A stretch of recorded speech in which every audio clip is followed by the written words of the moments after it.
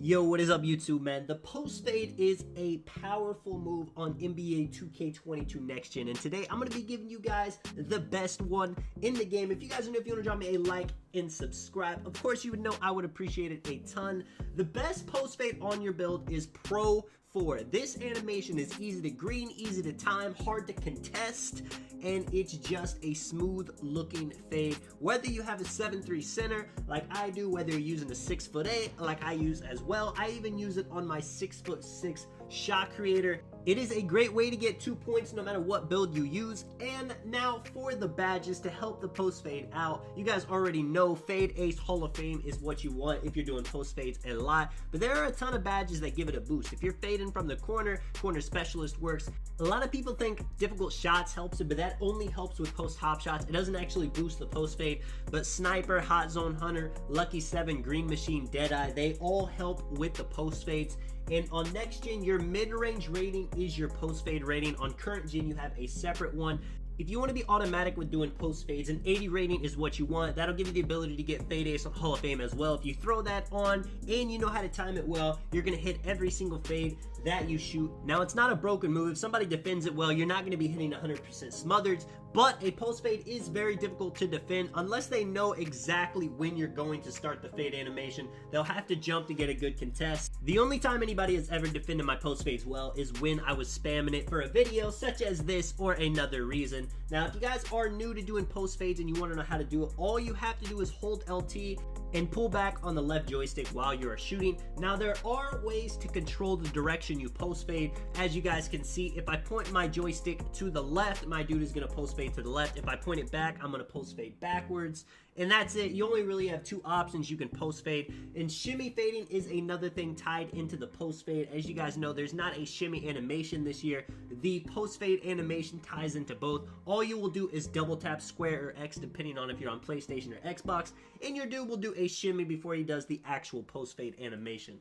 When it comes to the rest of the video, I mean, that is pretty much it. You guys may be wondering, is it better to do a post hook or a post fade? I'm going to go ahead and say a post hook is probably a more consistent shot, a more unguardable shot, but it's not really that far ahead of a post fade. They're both overpowered. Now, more of the time, people are going to have a higher post fade than their post hook because if they're not a post scorer, they're usually not going to upgrade their close shot or their post hook rating on current gen. When it comes to the post fade rating on current gen, a lot of the times people will upgrade that for shooting badges, and on next gen, it's your mid-range rating, and people are always going to upgrade their mid-range. You're never going to be a guard with a super low mid-range shot. And I will see people with 90 mid-range and they'll never do a post fade. Listen, it's not something that you have to do. Even, you know, me being a 6'6" guard in this video, I'm doing all kinds of post fades. That's not really something that is a huge part of my game, but it is something you can go to. You know, if you've been dribbling a long time, maybe you don't really have driving dunk ability, so you can't just force your way to the hoop. A post fade is never a bad idea, and like I've said in tons of videos, the more ways you can score, the more ways you can confuse the defense. And let's say you do have a really tall big. A post fade is going to be an easy way for you to get a shot off. You know, you don't have great ball control. Backing down defenders isn't too tough, but if it's a lock on you with a high steal, they're always going to be spamming. It's really easy to get a quick post fade off, and you don't really have to be too worried about being close to the basket. You can really fade from anywhere. If you guys have watched my Comp Pro Am videos, there is a lot of plays where my team will give me the ball in situations where maybe we don't have anything going and I can just post fade. I end up greening it a lot of the time. I do it off offensive rebounds as well, whether it's rec check ones, twos, threes. There's always a place to post fade. Now, you know, when it comes to threes, of course, it's a game to 21, so you want to get as many threes up as you possibly can, but that's not always possible with great defense. And when somebody's playing great defense and you have to take a contested shot, there is no better contested shot to take than a post fade. Right here, 7-4. You see, this game it's gonna come down to the wire. I'm trying to shoot a lot of post fades. I hit greens, I hit whites. I will say one thing I do love about Pro 4 post fade is I feel like you can hit more whites than any others. I do like to play around with different post fades. I just recently made a video with Dirk's post fade. Compared to that, this one is a lot faster. Now, there is a bit of a hitch animation in this. There are some faster ones in the game, but even with that animation, I feel like this thing is so green, it's worth having on. Right here, I go for the fade. I really want that double takeover. Shot creating takeover and a post takeover mix is a beautiful thing. You wouldn't think that they tie hand in hand, but having shot creator to go along with post scoring takeover makes these fades even more green.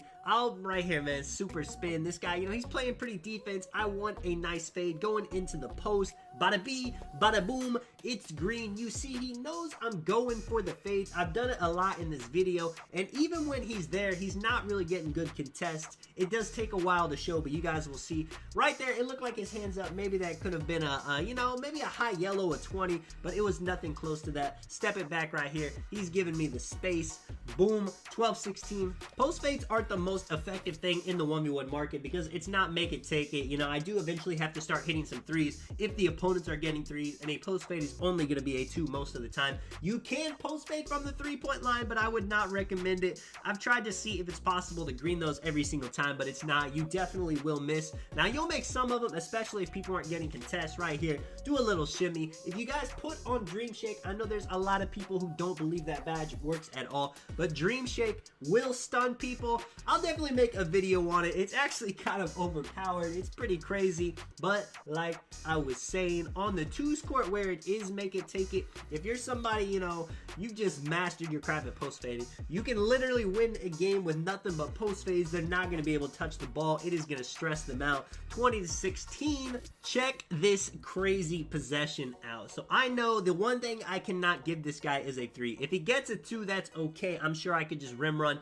get a dunk. He's going all over the place. I jump for it for the chase down. That's probably not the best idea because if he decided not to go up, he could have just ran to the corner, shot a 3. I have given that up a lot because I'm somebody that loves going for these blocks. He's got 11 seconds. See what he's going to do with it. You know, I'm pretty sure he's not going to score on this play. I mean, what can he do? And I jump like an idiot. Boom, 3-point play. I actually let him score again, but finally, I get a nice stop right here. He makes the mistake of going for a reach. I get the 3. Let me know if you guys enjoyed the video. If you want me to make any more videos about certain post fades, what post fade do you guys use?